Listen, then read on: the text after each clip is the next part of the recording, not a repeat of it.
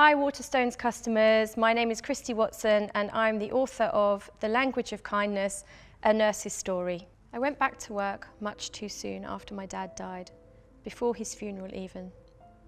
I was working as a resuscitation nurse in a busy London teaching hospital, and I said to my manager that if I didn't go back then, I'd likely never go back.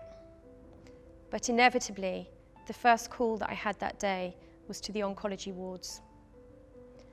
I ran to the ward and ran through the ward with everybody looking just like my dad. The same Marks and Spencer's pyjamas, the same untouched fruit on the bedside table, the same hacking cough. I ran to the side room where the emergency was going on, and it turned out to be a false alarm. But after the team had left, the patient asked me to stay with him a while and read the racing results of his paper. I sat down next to him and he pulled down his oxygen mask as I read the results. And I remember smelling the metal of chemotherapy through his skin and the whir of his drip. It was his slippers though that did it.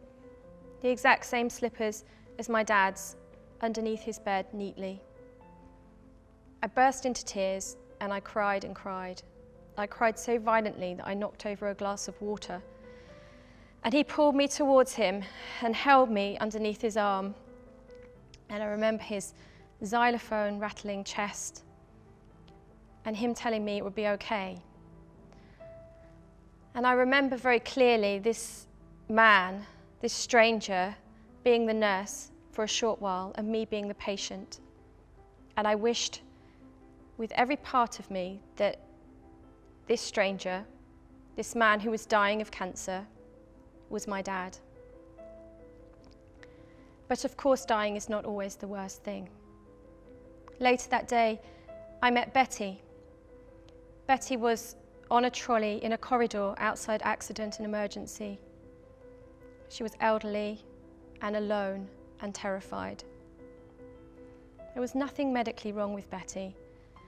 She hadn't been eating and she'd been living in fuel poverty, so she was very cold.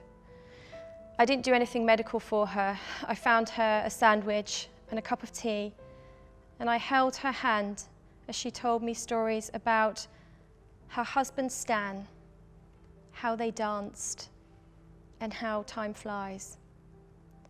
What an extraordinary privilege to hold the hand of a person at the frailest, most significant and extreme moments of life, to be a nurse. Yet, nursing is the most undervalued of all the professions.